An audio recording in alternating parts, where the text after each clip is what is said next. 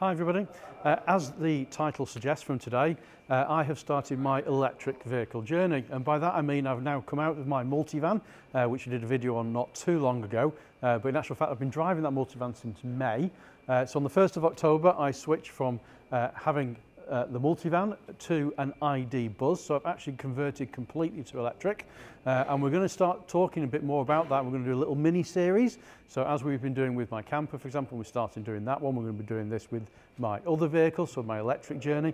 So we're going to take you through why, for example, I have now decided to move to electric, what are the benefits for me, what might be the benefits for you, and then also as well as we're going to progress that and talk through things like that happen on that electrical journey. So like for example, I've got to get an electric vehicle charger installed at my house, and we're going to show you that. We're going to take you through the process, so from when I order it, which would be no different from you as a customer doing the same thing, to having it installed, where it goes, how it works, and then we'll also be talking about that journey of me moving forward and going through the electric vehicle from when I first started, what is reality, what I thought it would be, actually using an electric vehicle every day, and trying to get a build up from on there as well, because I get lots of questions and queries about it as well. And I think really for us, or with us in the industry, you know, trying to move people to electric vehicles or suggest it from on there as well, is if we haven't got them, it's very, very difficult for us to explain to you and really give you a good idea of how these things work. In a nutshell, 1st of October, I jumped into an ID Buzz. Not this ID Buzz, I have to say.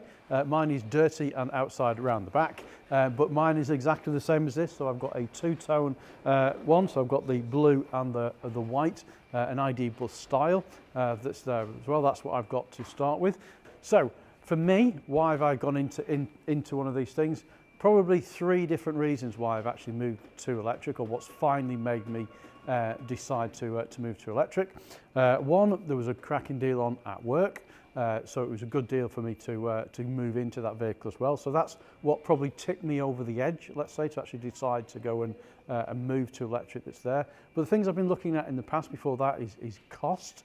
So there's a significant saving for me by moving to electric over having a normal vehicle. I'm going to be completely honest with this series with you as well, so I'm not going to hold anything back. I'll give you an indication to what I was paying before, what I'm paying now for having that vehicle in tax, and vice versa from on there as well, so you fully understand why it is that I've done that and why I've moved it from on here as well. And also space. And you might think, well, you've gone from a multivan to this, but in reality the multivan for me, I don't really need the 7 seats in the multivan, and without moving those seats in and out for things that I do in family life, this vehicle meets that purpose loads and loads better. And we're going to start with that one to start with. So let's have a look around the back. So one advantage of electric vehicle is the space in which you can get inside a relatively smaller outside vehicle. For me, for those of you who don't know, for example, I've got lots of outside of work activities which I get involved with, and for those generally involves me carrying equipment, whether that be theatre equipment, which is one of the things that I'm involved with, it's to do from on there, or for example with coaching football, which probably the same amount of space that's in there. This is really important for me. How much volume I've got in the back, and this is great because I can put things underneath in my vehicle. I can throw stuff in without having to worry about it. With the multivan I had the seats that was in there, and I don't really necessarily always need those 7 seats. Now having 7 seats is great from a family perspective when we're going out somewhere, if there's more family members coming with us. So having the additional 2 seats in the back, which I will get when we move to 7 seats, is really, really good. But when the 7 seats are in the normal vehicle, it will actually pretty much look like this. I got to see a 7-seater only a couple of days ago, and with the seats flat and pushed down, it pretty much looks exactly like this. So we've got this at the back still. This is where the seats go. It's in the back, and it folds down flat. So basically, I've got the same amount of space now. If I've got 7 seats, obviously I've got reduced space for people to sit in, but more importantly, for every day, I've still got the space that's in there as well. So that's one of the reasons, as I said, that I have actually finally decided to make that plunge and move. Now the space side of it is really important, but it wasn't my defining decision what made me go with this. It comes down to cost. What does this vehicle actually cost me to actually use? So as a company car driver, which I was before, so previously my multivan, I technically own that and I pay a monthly fee for having that vehicle. And then obviously I use that and I pay a fee for having insurance with it. So that was costing me quite a considerable amount of money to run around in that vehicle and have that vehicle on there as well. Where with this vehicle that I've now got, my electric vehicle, it is classed as a company car, so it's in there for company car. Company car tax on electric vehicles is very low, significantly lower than what I'm actually paying at the moment. And to give you, without going into specifics, exactly how much that is in pounds and pence, but I'm saving several £100s a month by changing from the multivan to the electric vehicle. And that's only one saving, because this is something I've been thinking about for a long time with electric vehicles. So I'm saving on that to start with, so the actual cost that it's costing me for the vehicle. Now that's, as I said, with me, which I'm doing it as a monthly basis that I'm paying out, either being straight out of my wages, or in this case in tax that I'm paying to the government for having that vehicle. We've also got the cost of the actual running the vehicle itself from a business perspective. So obviously my multivan took diesel, which was costing £1.40, £1.35, whatever the case is at the current rate it is per litre that's there.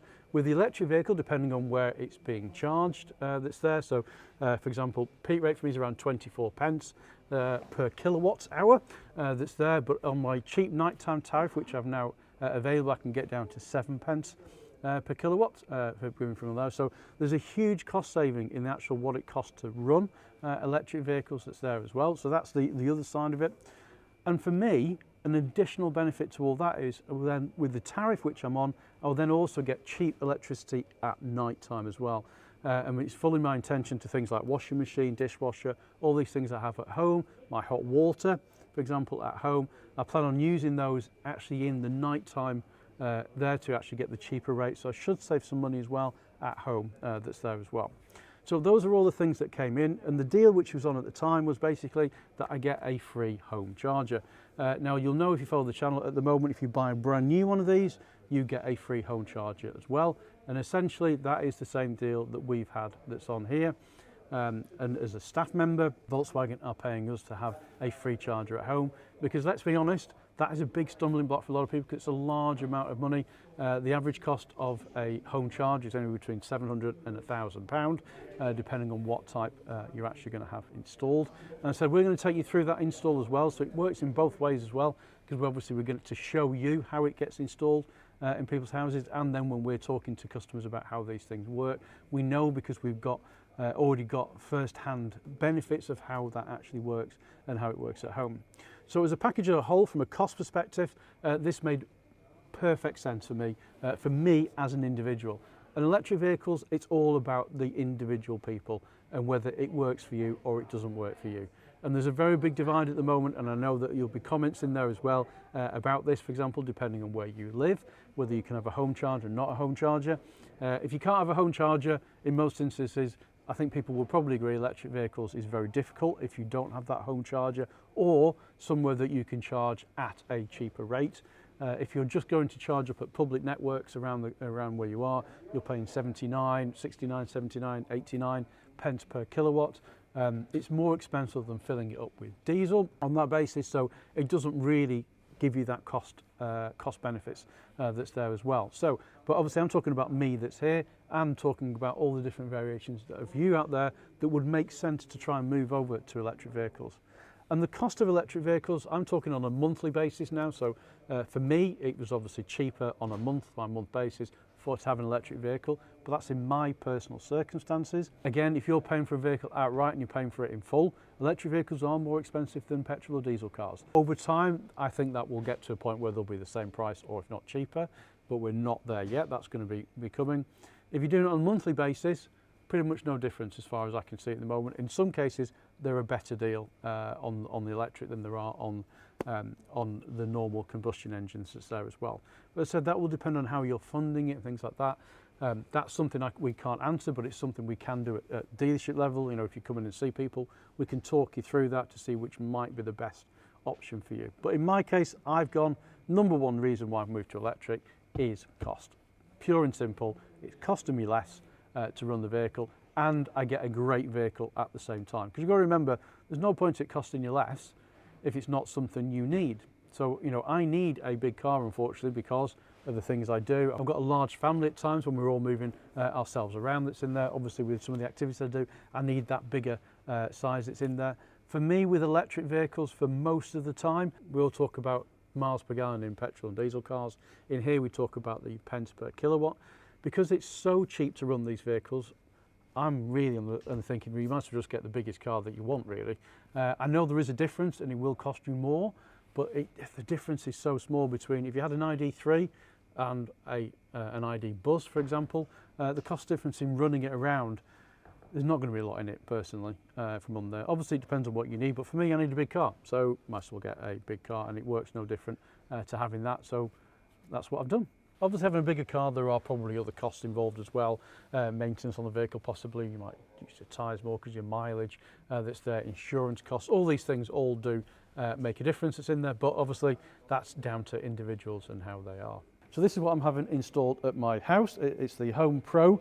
I'm going to go for the one with tethered, so it'll have a cable attached. I just think that's a little bit easier for me because I can pull up, grab the cable out the wall, plug it straight in the vehicle. I don't have to get anything out of the vehicle or anything like that. That's what I'm going for. Now that's in the process of being arranged, so we'll get that, and we're going to bring you along with that journey because again, and I know people, I'm going to say it, Sarah, who I work with, she's very sceptical about having electric chargers installed because she's worried about where they're going to put it, they're going to go through walls and things like that. I'm going to show you through the process of this so that people understand better how things are done and so that people aren't worried about necessarily having a charger fitted. Got quite a few of our colleagues have already had them fitted. It'll be nice and easy from where they go and you can pretty much put them wherever you need to next to your board, but we're going to take you through that process so you have a better understanding of how it works and some of the things that you need to consider, that you don't need to consider. And again, it's just making sure that everybody's a bit more educated and not worried, because that's the big thing with things like this.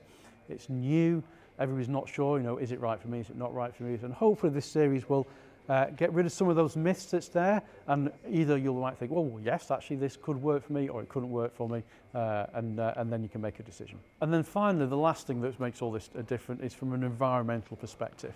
And it is something that does worry me, you know, as an individual, about, you know, what we do as individuals. You know, I try and recycle as much as I can at home, try not to use as much electricity as we can and things like that. But at the end of the day, that wasn't the major, you know, I'm not going to say that was the #1 reason why I've moved to electric, but it is something which I've considered when I'm doing this. And again, lots of people have lots of different views on, you know, are these environmentally friendly as we think? You know, we still have to produce the electricity that's there. In the UK at the moment, we produce a ridiculous amount of electricity based off renewables, so wind and solar and things like that. Electric vehicles are generally charged up at night when there's lots of electric around because it's not being used, to the point where on some tariffs you can actually get electricity for free or near enough free, depending on when it's coming, because the electricity is there, they can't store it. So if we don't use it, it just disappears and it's gone. There's lots of environmental benefits to having, in my opinion anyway, to having an electric vehicle, because you're not, there's nothing coming off it when it's driving around. I do understand obviously if you're charging it and it's using a power station or something like that, that is then creating a problem, but that's creating a problem somewhere else, isolated and not around town and things like that. I'm sure you'll all have your opinions on those as well, but it was something that put me in that consideration, you know, should I or should we not do it? As you know, I've got 2 cars in the household, so we have this and I've got a camper that's in there as well. We use this pretty much for everything we do as a family. Whenever we're going out anywhere, we always use this vehicle, my second vehicle that's in there, and the camper, which is diesel. We try not to only use that really when we're going away, or obviously if we need it for a second vehicle, and we try and keep the mileage down on that particular vehicle. So this is the one that we use mostly. Okay, so basically today was just to explain to you why I've chosen to go to electric, tell you about the new series and tell you about the journey we're going to take. So I'm going to take you along with us as well. So we're going to start talking about things like the next things are going to become is obviously having the home charger installed. So we're going to talk a little bit more about that. I'm going to do another video as well talking a little bit more about the costing side of things, and that's for running an electric vehicle, to give you an indication to how much these things actually do cost to run. So if you're putting it in, you know, if you're charging at home, what does it cost? If you're charging it on a public station, what does it cost? Are there different ways in which you can increase and decrease your mileage? A big one with electric vehicles is how far these things go. So today I'm in Liverpool, so I've come from home in Chester to Liverpool. I'm now going to Preston, and then I've got to go back to Wrexham, and then I've got to come back home again, and that's my journey that's in there. So I did yesterday do a very quick, because I'm new to this still myself, very quick checked on the mileage. Can I do it within a full tank? Easily do it within a full charge. that's on one of these, no problems whatsoever, because it's not as far as you think. You always, for some reason, always assume it's on. 200 miles, for example, is pretty much from here to London, which is miles away, without having to charge up as well. So again, it's these little things, and we'll be talking about these more in videos to come. So if you've enjoyed today's video and you want to know more and you want to keep on this journey with us, please make sure you hit that subscribe button and hit the notification bell. You'll get more notification. Obviously, we'll be continuing with our normal things that we do as well on California. There's lots of good stuff coming with California and the California journey, and obviously the new transporter. Loads of information coming, so make sure you hit that subscribe button, and we'll see you next time.